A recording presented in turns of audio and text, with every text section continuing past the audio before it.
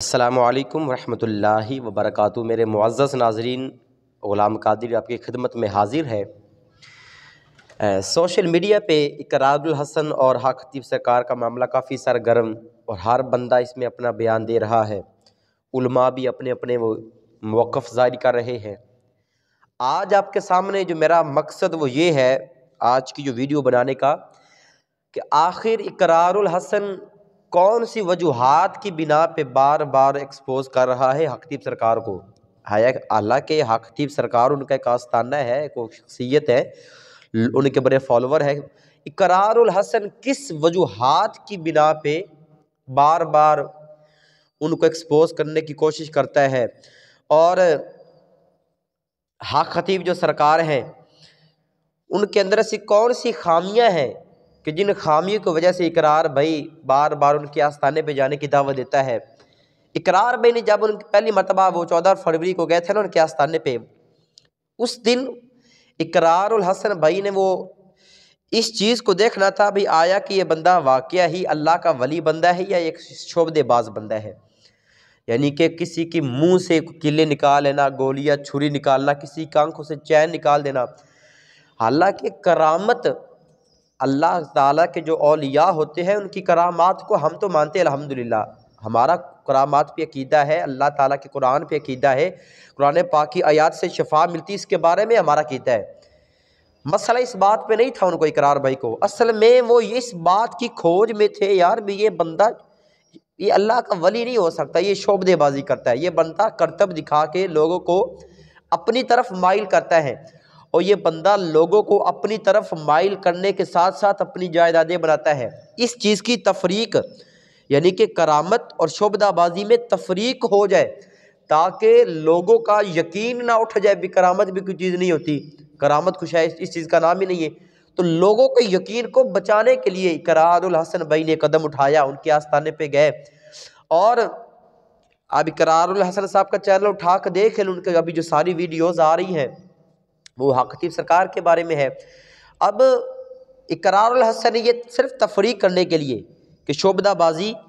یعنی کہ یہ بندہ اگر شعبدہ بازی کرتا ہے تو پھر اپنے آپ کو اللہ کا ولی نہ کہلائے، پھر اللہ کے اولیاء کی یہ خصوصیات نہیں ہوتی کہ اللہ کے اولیاء یہ شعبدہ بازی دکھا کے لوگوں کو اپنا ورگلیدہ بنا دی، یہ اللہ کے اولیاء کی یہ شان نہیں ہے۔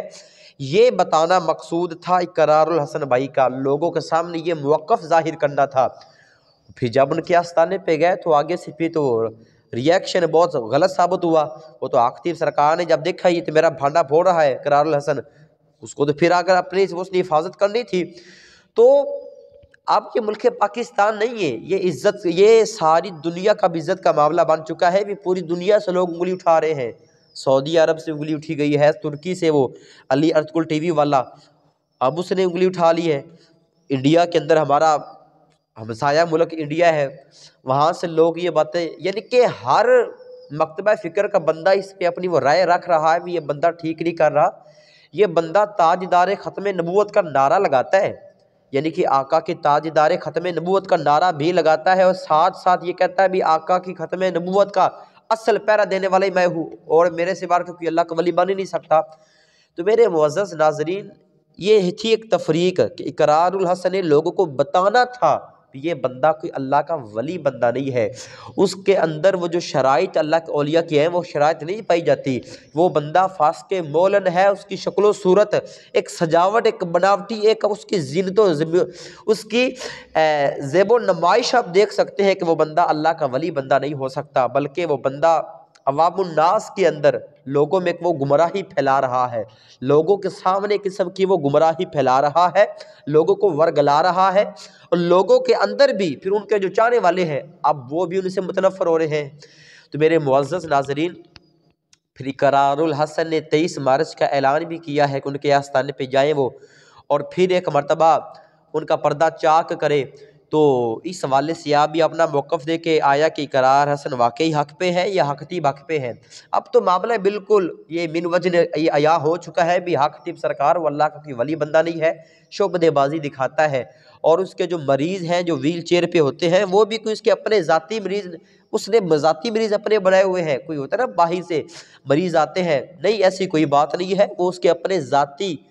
جس کو سمجھ لیا آپ تنخواہ والے مریض، یعنی کہ تنخواہ دار مریض آپ یہ سمجھ سکتے ہیں، اس نے اپنے بنائے ہوئے ہیں۔ تو میرے معزز ناظرین، کرامات پہ ہمارا یقین ہے، اللہ کے اولیاء پہ ہمارا یقین ہے، قرآنی آیات سے شفا ملتی اس پہ ہمارا یقین ہے، یہ ہمارے عقائد اہل سنت نظریات میں سے ہے۔ بس بات جو اقرار حسن گئے تھے انہوں نے تفریق کرنی تھی بھی آیا کہ یہ بندہ شعبدے بازی کرتا ہے یا واقعہ اللہ کا ولی دم و درود کر کے لوگوں کو شفا دیتا ہے، تو یہ تفریق کرنا مقصود تھا اقرار الحسن کا۔ اللہ تبارک و تعالی ہم سب کو حق کے ساتھ کھڑا ہونے کی توفیق عطا فرمائے، آمین۔ وما علیہ الا البلاغ المبین۔